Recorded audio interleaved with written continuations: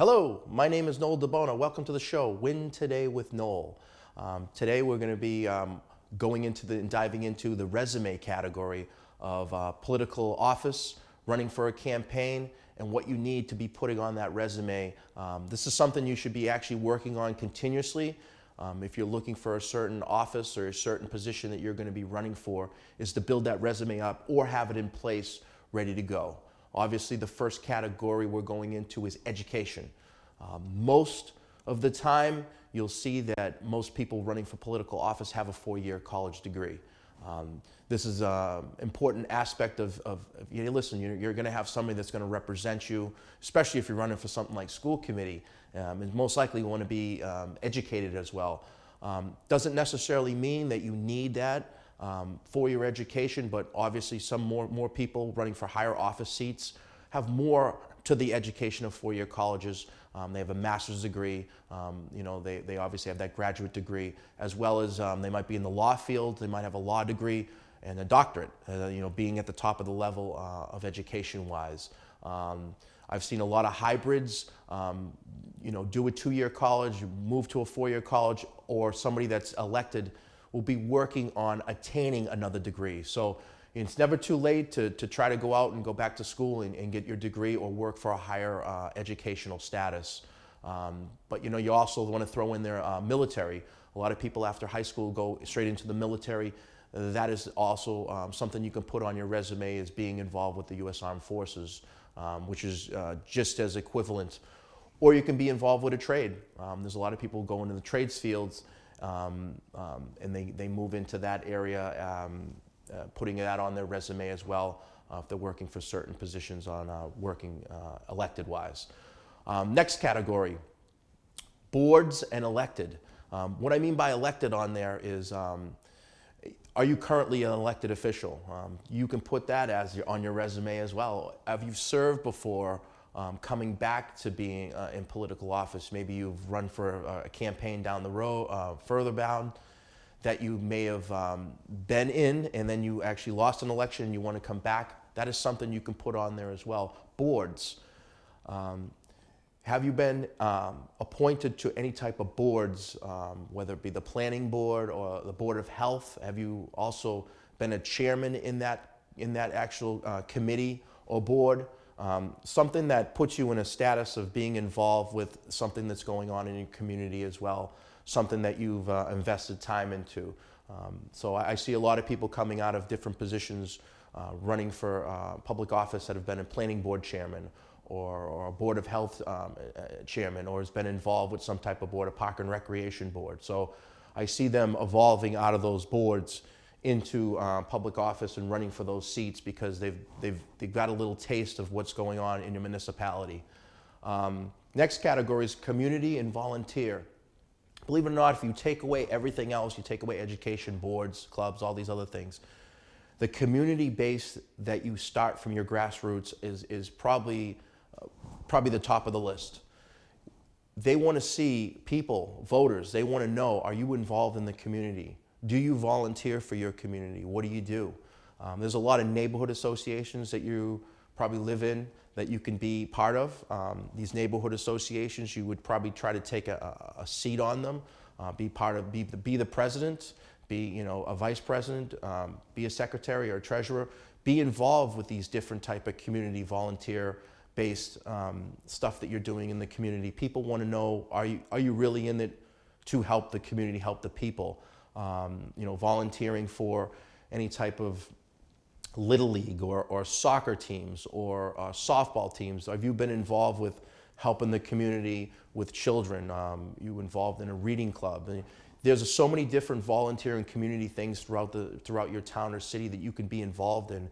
And this is something you want to start off with doing and getting into it and continuously working in your community as an elected as well. So these are some of the things that you want to do in your community. So it brings us into the next phase, which is clubs, which is very similar to community and volunteer, but these are more of the nonprofits, organizations that are out there that you can be involved with different clubs. These things also help you with networking. This is the area you could do a lot of networking with. people that are involved with these other clubs. I'm looking for Rotary Club, Elks, Lions Club, American Legion clubs. These are different clubs you can be involved with throughout your town or city, that you can have a sphere of networking going on from these different clubs and meeting different people that are associated with them. And when it comes to the end of, when you get involved with your election, they may be ones that will help you with door knocking. They might be help you with sign holding. These are the networking areas that they will help you attain. Employment is the next area. This is the area that you're specializing in. This is your employment. You can be a small business owner. You can be involved in a law firm, consultant. People want to know what your work and employment is. Is this related to the field you're going to go into? Is this going to be related to what you're going to be running for in public office? So employment is just as important. What do you do as employment? What is it you do? This is what you went to. Not necessarily did you go to college for this degree that you're working in this type of employment, but to actually have that on your resume to say, this is what I do. Or former employment, you've worked for so-and-so and so-and-so. Another thing is you also want to put on there is if you worked for other campaigns, if you've worked with other elected officials, were you in an internship at a different political entity? Were you involved with different people that are elected right now? That is something that you can build on your resume, that is going to put you in another category. Just before the person's ever met you, this is the resume that they're going to go off of and view you without even meeting you. So this is something you need to put on your palm card, something you put on your literature card. But really, what you do on one side of the palm card is this way. On the other side, it might be the platform, the issues, the causes for or oppose, or why. Why are you running for public office? As you get over and down on your resume, now you flip the card over or you flip the page over, and you're gonna, you may have an issue that you're running on. A lot of times in certain neighborhoods, certain municipalities, certain towns in a whole, they have a lot of opposed, very controversial issues going on in your town or city. Compressor station or a transfer station. This could cause more noise, could cause more toxic stuff going into the air. These are issues that you can run off of that maybe your elected official isn't doing them. They're not representing the people in the correct way. Maybe you want to come in and say, listen, this is something that I'm totally against, I'm opposed to, and I'm going to run on this issue, and I want people to be behind me against a certain compressor station or transfer station. Or you're on the other side saying this is good for the municipality. We need this is economic growth, or this will help out in taxes.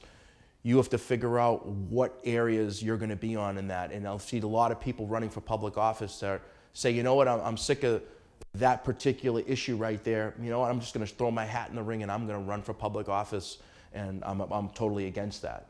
There's also other areas that people are connected to, the green people, which is your solar energy, your recyclables, anything to do with with the world and how we can be more solar energy wise. So there are other areas that you can run off of as a platform, but maybe you just run off of you. Hey, listen, this is what I've been doing for the community for the last 10 years, the last 5 years. And this is what I can bring to public office and be, represent you as the people. I'm just like the rest of you. I'm no bigger, no less. I just want to represent the people and bring a good, a vocal voice from the people. And a lot of people running on elections nowadays based on that. They're running off of themselves. This is what I've done for the community, or this is what I've done in the past. These are the type of boards I've been on. These are the type of community involvement I've been on. This is what I've worked for before, and let's evolve this all together onto a resume, and these are the issues and platforms that I'm going to run off of. These are areas that you can put into a resume and have something before a person even meets you. You need to have something in place on a resume page or a palm card or a literature card to let people know what you're really all about. Importantly, as well as you have your picture on there, you have your colors on there, and you have a resume. That's basically, one of the first things that people are looking for. Who is this person? Why is this person running? Those are the two things. Who is this person? Why is this person running? Well, today, I thank you for watching. Come down on the screen, there's a subscribe button right here, and subscribe to our weekly shows. But I want to thank you today for watching.